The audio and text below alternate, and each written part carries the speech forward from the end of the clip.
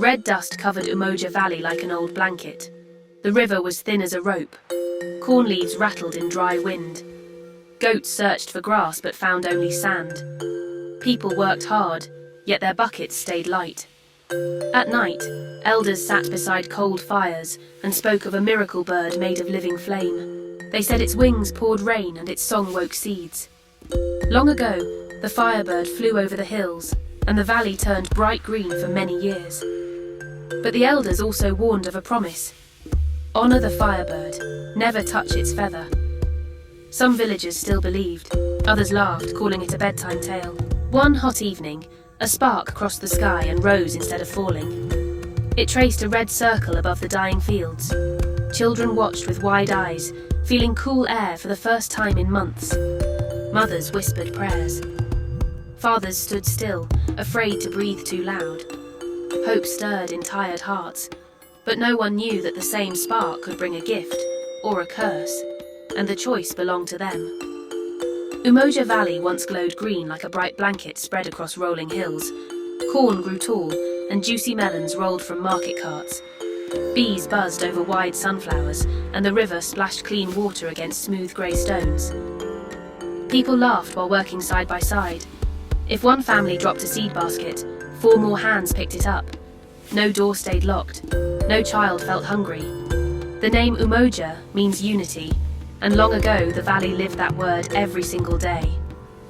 At the heart of the village stood Promise Rock, a giant flat stone as wide as a wagon.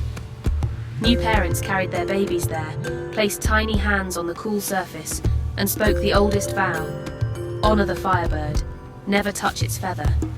Elders said the Firebird visited once each generation.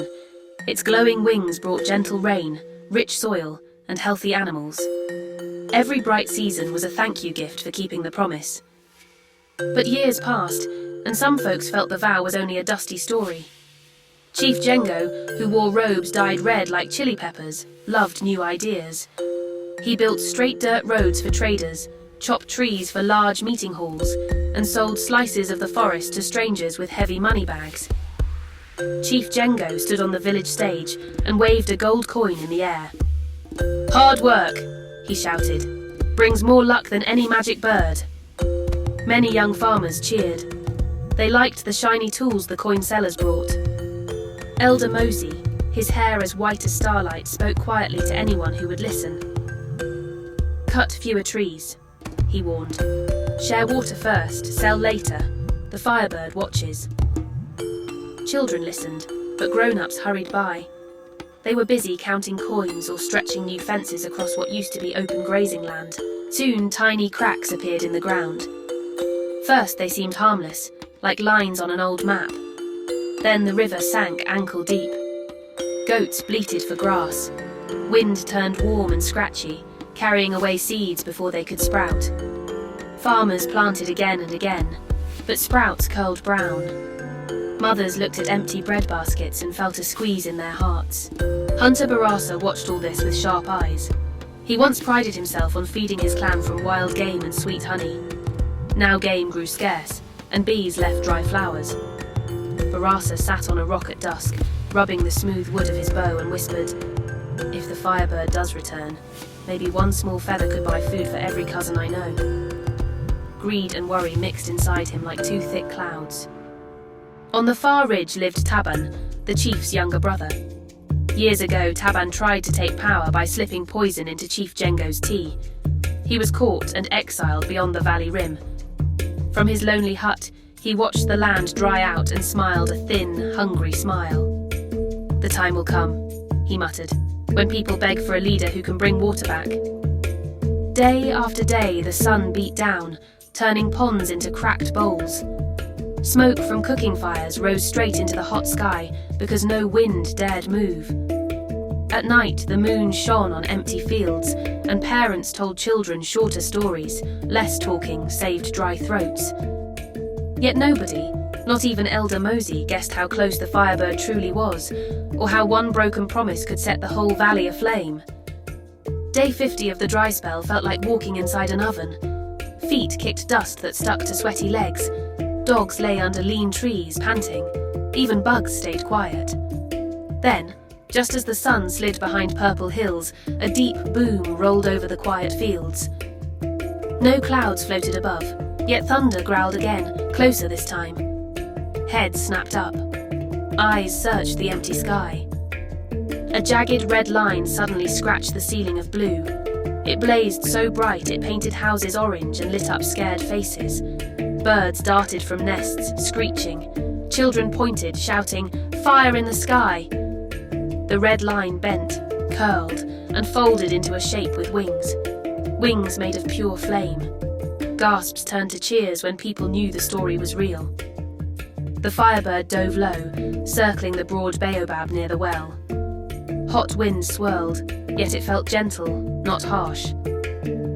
As the bird settled on a thick branch, its light spilled over cracked earth. Right away, green sparks, new grass shoots, poked through dust like tiny candles. Leaves on wilted vines stood up as if waking from sleep. The crowd whispered thanks. Some fell to knees. Hunter Barasa stayed hidden behind an empty grain cart, eyes wide. He watched one glowing feather quiver at the edge of the bird's tail. A single feather, he thought, could buy sacks of maize, goats, maybe even a stone house. His heart thumped like a drum. But the old vow tugged at his mind too. Honor the Firebird. Never touch its feather. Greed and worry wrestled inside him. Far off, on the ridge above the valley, Taban spotted the fiery circle. He traced its path with a sly grin. Power has returned, he said to the silent night, and power can be taken. Below, cheers turned into a sweet song that rose with cool evening air. For the first time in months, children splashed in water, filling fresh puddles. Elders hugged one another, whispering, "The promise still lives." But while hope bloomed like new grass, two hungry eyes, one near, one far, followed every spark, already planning what to steal next. Morning light painted the valley gold, and hope fluttered over every roof. Women sang while pulling weeds that yesterday had been dry sticks. Boys raced by the river, jumping over new puddles and laughing at their wet feet. Even the goats seemed pleased, nibbling soft grass that had popped up overnight. Chief Jengo ordered drums to beat through the square. "The Firebird has blessed us," he cried. He waved his red robe like a flag, and the crowd cheered back. But behind the noise, whispers grew. Some said a single feather was worth 100 cows. Others swore the bird's blood could heal any wound. Hunter Barasa listened with sharp ears. Each rumour felt like a coin pressed into his hand. At sunset, he slipped away, walking the old path toward the rocky ridge. There, in a hut made of thorn branches, waited Taban. Dust covered his hair, but his eyes shone bright and cold. Barasa bowed, though his heart thudded. Taban laid a map on the floor. "The Firebird drinks at the river bend," he said. "We hang nets soaked in sleep herbs. No harm, just a quick catch." He tapped the map with one long finger. "When people beg for rain again, we will sell the feathers. We will sell the bird itself." Barasa pictured sacks of grain, new tools, shiny beads for his children. The Promise Rock's warning tugged at him, yet greed pushed harder. He nodded once. The deal was sealed. That same night, Maisha, the blind dreamer, woke with a start. She felt hot ash under her feet, though her hut floor was cool clay. In her mind, she saw the Firebird crying sparks. A voice like wind said, "Hands that grab will feel fire." Maisha wrapped a glowing coal in cloth and hurried toward the square. Dawn would bring celebration drums again, but shadows were already moving. Nets would soon hang like silent spiders. And the Firebird, bright and gentle, had no idea that two hungry men now followed its every wing beat. What happened when those nets flew would change the valley forever, and no one was ready for the fire that followed. 2 nights later, the moon hid behind thin clouds, and the valley lay quiet as a held breath. Hunter Barasa and Taban's men crept to the wide bend in the river. Tall reeds rustled in the dark, sounding like worried voices. Fireflies blinked over black water, their lights flashing on rope nets spread across the bank. The nets had been soaked in crushed dream leaves, a plant that made goats sleep within minutes. Barasa tested one strand between his fingers. It smelled sweet, but sharp too, like honey mixed with smoke. Taban whispered, "No lanterns, the Firebird sees every spark." His men nodded and waited, hiding behind rocks. They did not see a small set of eyes in the bushes. Little Zuri, Kito's sister, had sneaked out to search for a fallen feather she swore she saw drop near the river. She crouched low, hugging her drum against her chest. Night deepened. The water flowed softly, glinting silver where moonlight slipped through clouds. A hush fell as a low hum rose in the air, like far-off singers warming up. Then light bloomed above the trees, orange, then bright gold. The Firebird glided down, wings stretched, tail ablaze like the sunrise. It landed beside the river, dipping its beak to drink. Ripples shone red. Taban's hand chopped the air. Now, nets flew out like grey shadows, wrapping over the glowing bird. For one breath, all stayed still. The Firebird let out a cry, high, sharp, and deep at once. Flames leapt from its feathers, eating the ropes in seconds. Sparks shot into dry grass. Reeds caught fire with a whoosh, lighting the riverbank like daylight. Men stumbled back, yelling. Heat stung their faces. Barasa fell, rolling into shallow water. In the roar of flame, no one saw Zuri slip on the muddy bank and vanish into smoke. The Firebird lifted off, blazing brighter than before. Burning reeds snapped, and embers drifted upward like angry stars. Wind carried them toward nearby huts. Dogs barked. Village guards rang iron bells. By dawn, black ash covered the river's edge. People gathered, hearts pounding. A mother cried out, "Where is my girl, Zuri?" Kito pushed through the crowd, clenching his empty drum. The Promise Rock felt far away, and the fire's lesson had only just begun. Morning came, but the day felt dark. Grey ash covered the riverbank, drifted across yards and floated in cooking pots. People coughed and wiped black dust from their eyes. They gathered in the village square, voices low at first. Then blame rose like smoke. "It was the hunters!" one farmer shouted. "They tried to snatch the holy bird." "No," another yelled back. "The elders kept old secrets. They angered the sky." A third pointed at the chief's big house. "Jengo sold our trees and let the land dry. This is his price to pay." Chief Jengo stood on the wooden stage, robe speckled with soot. He lifted both hands. "Friends, calm your hearts," he begged. "We will fix the damage together." But his voice trembled, and fear moved faster than his words. Just then, Taban stepped from the crowd with a clean cloth over his mouth, looking strong and sure. "We need order," he said. "Bring your grain to the storehouse so it stays safe. Give your water jars to my guards. We will share fair and square." Some nodded, grateful for any plan. Others frowned, but the thought of empty pots closed their lips. Taban watched their eyes and smiled behind the cloth. Across the square, Maisha the blind dreamer felt her pocket. The tiny coal she had carried since her vision now burned hotter, glowing through the cloth. She raised it high. "This coal will not cool," she warned, "until the stolen feather is returned and greedy hands let go." Her words fluttered around the crowd like sparks, but few listened. Fear and hunger made ears hard. Near the fountain, young Kito searched for his sister.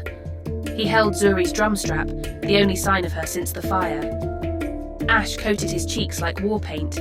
He told himself, "I will find her," and slipped away while grown-ups argued. By noon, doors slammed shut. Neighbours watched each other from behind cracked windows.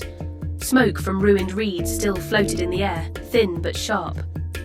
The Firebird stayed out of sight, and hope felt as fragile as the grey flakes that broke at every step. Night draped the huts in deep blue.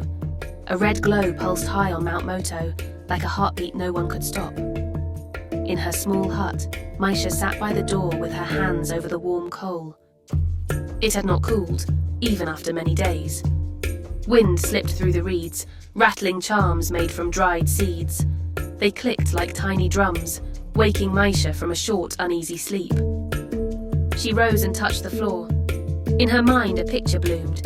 She saw the Firebird crying sparks that turned to hot rain. Crops shriveled, goats ran wild, and the valley cracked. Maisha's heart thumped hard. She knew the vision was a warning. She wrapped the glowing coal in cloth, tied it to her walking stick and stepped outside. The night air tasted like bitter smoke. As she walked, each cane tap left a bright print on the dusty ground. Soon people peeked from doorways, following the strange light. In the square, Taban's guards stacked heavy sacks of grain. Lamps lined the roof of the storehouse.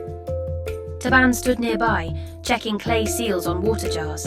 He wore a wide grin. "Thank you for trusting me," he said to the crowd.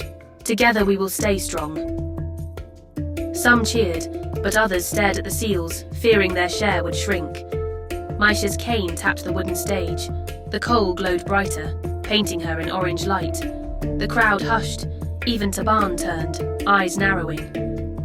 "Listen," Maisha said, voice clear as river water. "If you chase the Firebird, flames will chase you. Return the stolen feather. Share water freely. Greed invites fire." Whispers flicked through the crowd. Some nodded. Others shook their heads, arms folded tight. Taban laughed softly. "Old tales scare children," he said. "We need action, not riddles." Maisha faced him, eyes white but sure. "Fire sees truth," she answered. "The coal grows hotter.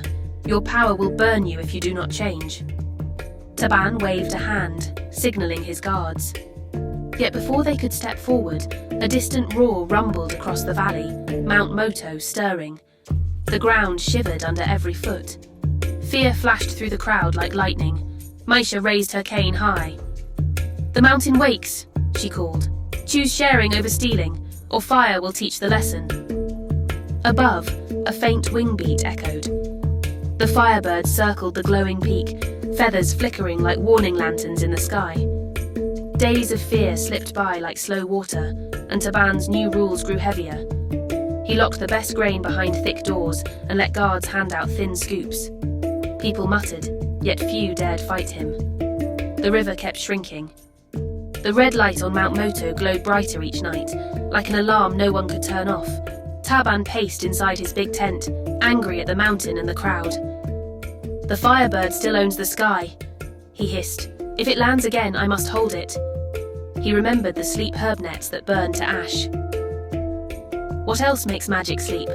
he asked his helper. The helper, a thin man named Peter, spoke of an old ritual. Blood can bind what fire cannot. So, under a moon as thin as a spear tip, Taban's men dragged a goat to the baobab where the Firebird first rested. They presented a goat. Peter whispered something he half remembered from childhood tales.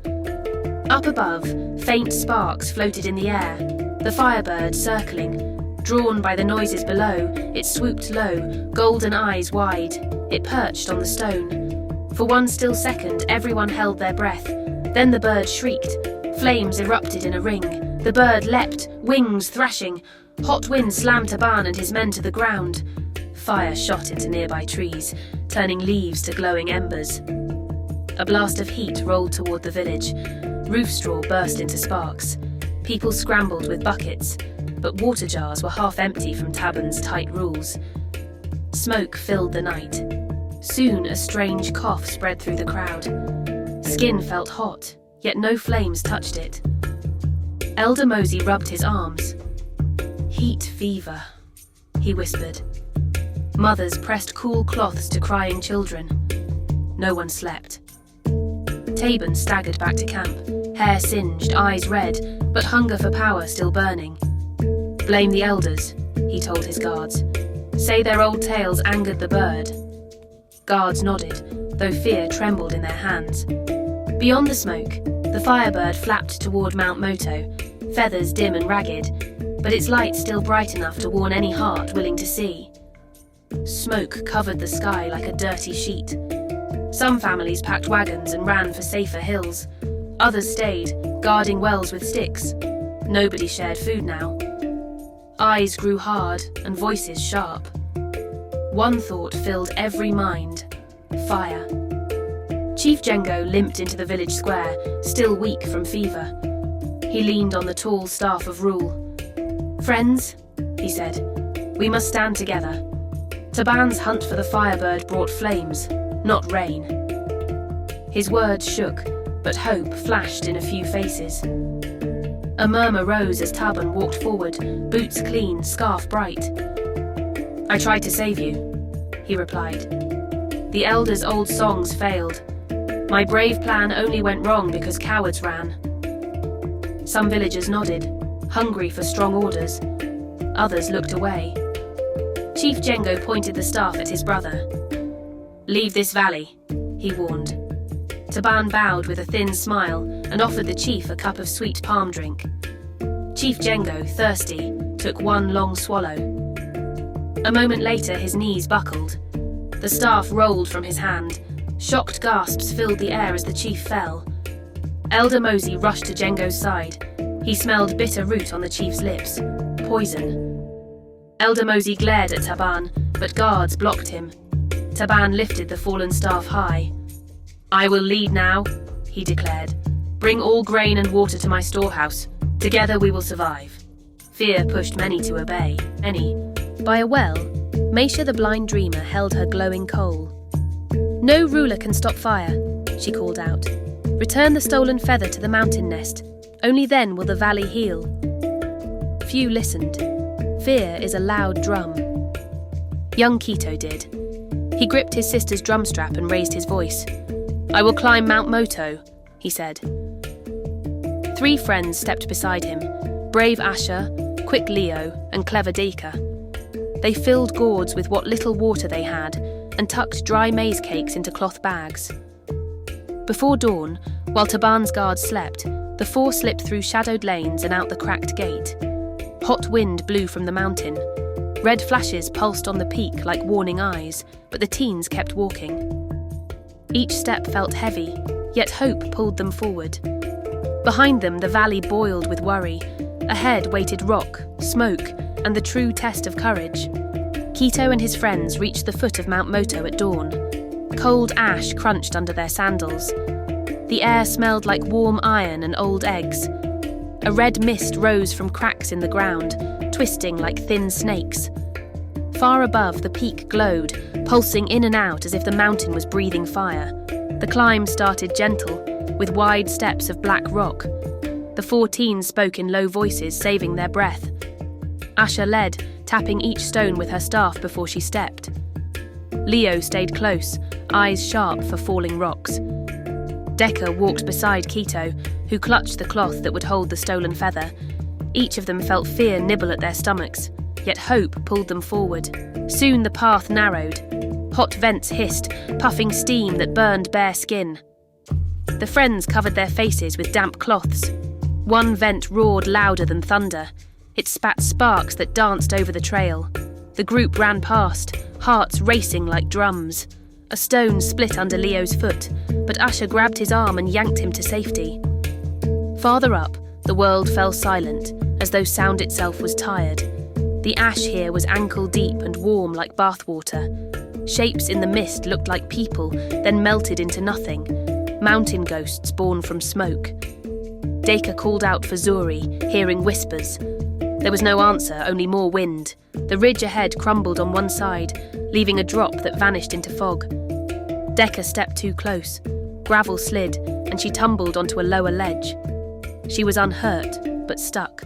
"Keep going!" she yelled. Her brave smile shook. Kito's heart pulled toward her, but the mountain rumbled, reminding him of their greater task. With tears stinging his eyes, he nodded and pressed on. Now just 3 moved upward. Lava veins glowed beneath thin rock, painting their legs red. Their water gourds felt light.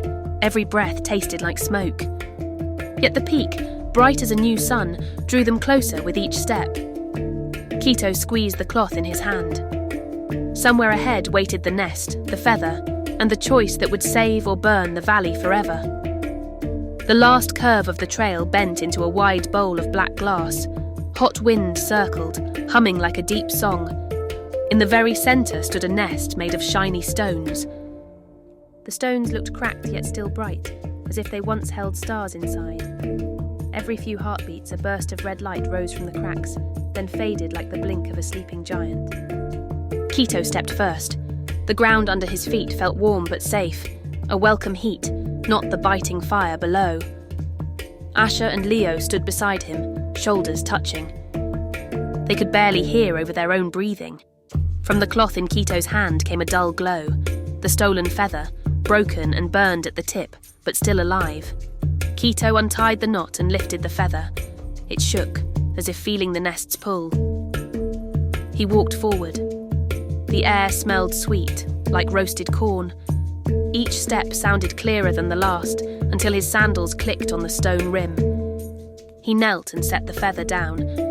It floated, then settled into a perfect groove. The stones around it brightened, turning gold, then soft white. Even the wind hushed. Then from above came a soft rush of wings. The Firebird glided down, feathers patched but glowing. It landed near the nest and bowed its head to Kito. A tear of bright flame slipped from its eye and touched the broken tip of the feather. The feather mended in a flash of warm light. The mountain shivered, but not in anger. A ring of gentle heat spread outward. Clouds gathered in the sky, thick and silver. Raindrops, cool and sweet, began to fall. They sizzled on hot rock, making tiny puffs of steam that smelled like fresh earth after the first rain of spring. Far below, the valley felt the change. Fires died. Fever cooled. Dry fields drank the water and woke up green. People stepped outside, faces lifted, letting the rain wash ash from their skin. On the peak, the Firebird opened its wings one more time, brighter than dawn. It circled the three friends, then rose into the clouds and was gone. The nest dimmed, but a slow red glow stayed, like a far-off lamp guiding lost travellers. Asher cheered, Leo laughed, and Kito smiled so wide it hurt. They had carried hope up a mountain and brought healing back down. Now they would lead the valley home, where gentle heat would grow into new life, and no greed would ever steal it again. Rain kept falling all night, soft as a lullaby on a tin roof. By dawn, the air smelled like wet soil and blooming flowers. Green points poked through the ash, turning the ground into a surprise garden. The river sang again, loud and clear, bouncing over bright stones. Goats kicked up their heels. Birds other than the Firebird chirped in every tree, as if cheering for a brand new day. Hungry bellies felt full, and fearful hearts felt light. Elder Mosey lifted his hands. "The promise lives again," he said. Cheers rose like drumbeats. Down the road came Kito, Asher and Leo, boots muddy but smiles shining. Behind them walked Decca, rescued from her ledge by guards who followed the rain up the mountain path. Zuri ran from her mother's arms straight to Kito, banging her little drum the whole way. Brother and sister hugged tight while the village clapped. Taban was nowhere to be seen. Some say he fled into the desert, still chasing power the way a moth chases flame. Others say he hid in shadow, afraid of the Firebird's glow. Either way, the valley no longer followed his harsh rules. Chief Jengo, weak but healing, knelt beside Promise Rock. He pressed both palms to the stone and spoke the vow again. "Honour the Firebird. Never touch its feather." Every family echoed the words. Even the youngest children spoke them loud, so the wind would carry them up the mountain. Weeks passed, and Umoja Valley held its first festival of gentle heat. Lanterns shaped like feathers floated on the river. Drums boomed. Maisha placed her coal, now cooled to white stone, at the foot of Promise Rock. "Let this remind us," she said, "that respect keeps blessings bright." And sometimes at sunrise, a red spark still circles Mount Moto before fading into the sky. When children point it out, elders smile and say, "That is the Firebird, checking on friends who finally learned that true power is shared, not seized." Thank you for watching. If you enjoy this type of content, please consider liking, sharing, commenting and subscribing. God bless.